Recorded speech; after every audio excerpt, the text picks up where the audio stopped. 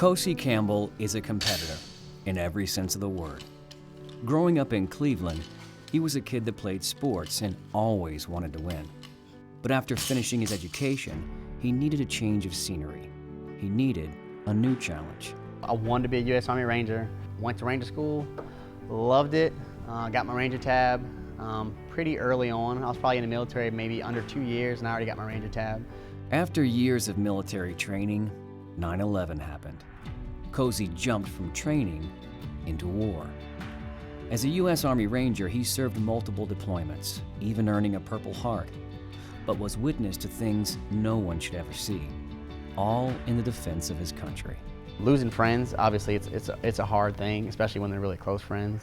But it's part of life. I mean, I signed up to defend my country, and that's part of the job, I guess. Following his time in the military, Kosi moved to North Carolina, searching for something to spark his competitive juices, an outlet for his energy. What he found was CrossFit. It's a community where people are driven to push outside of their comfort zone. They want to be better. They want to do something that's hard. They want to accomplish something.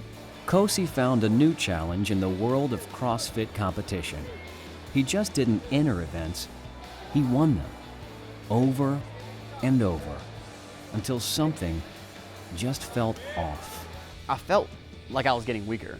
I know it sounds weird, but the way I wrote it off is we're training hard, we're getting ready for regionals. This is just part of it.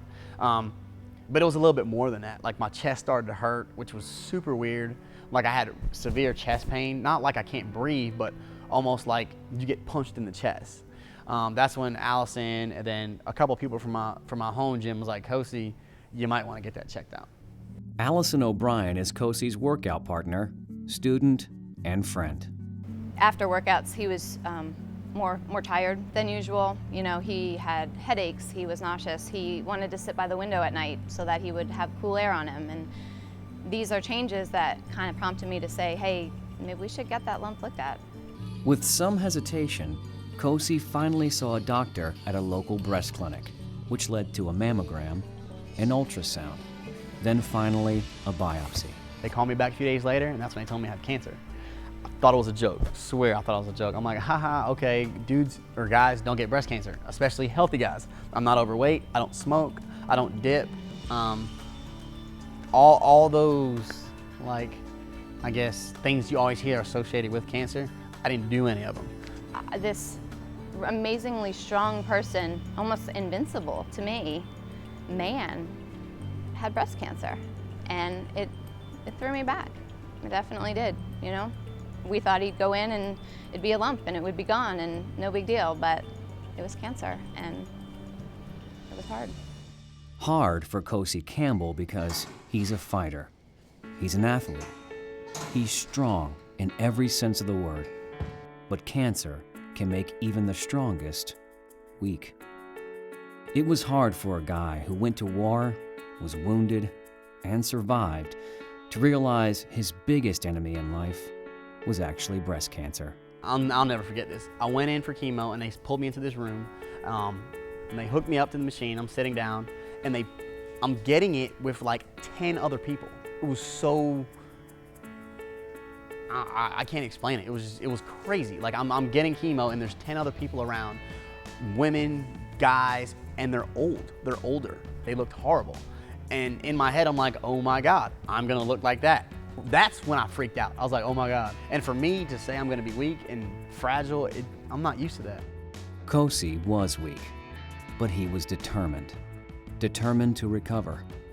His path to recovery was through CrossFit. His outlet in life is CrossFit, you know, so he didn't want to ever stop that, but he was sick. How can somebody like me get this? That's when I got mad. That's when I started to fight because I'm like, there's no way in the world somebody like me is gonna get beat by cancer. After surgery, he had 2 requests. One was chocolate peanut butter pancakes, which we obliged.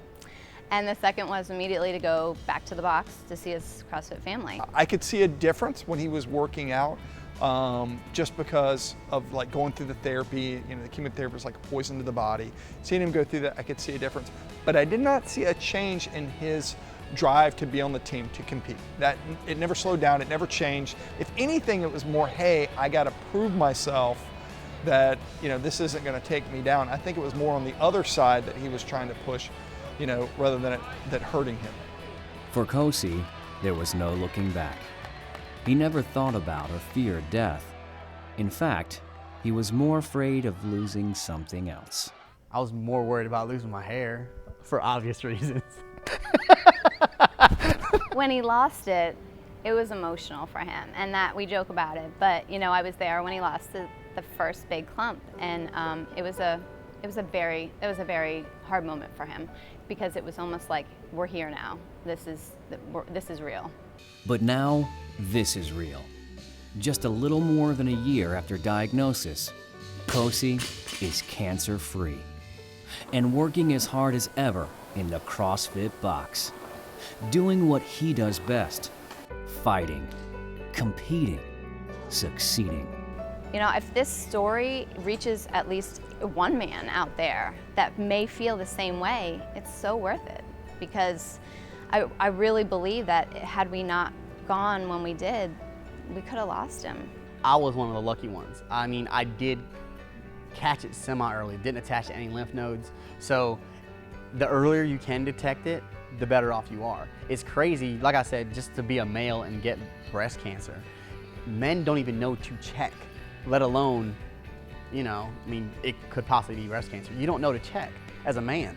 If they had a test that you can take that can give some kind of warning system to these people, it would be amazing. You have no idea how beneficial that can be to people in their lives and their families. Kosi Campbell's story is like so many others, a battle against breast cancer. But through the work funded by Earlier.org, an earlier detection test can truly become a reality, increasing survival rates for women and men, and changing the picture of breast cancer forever.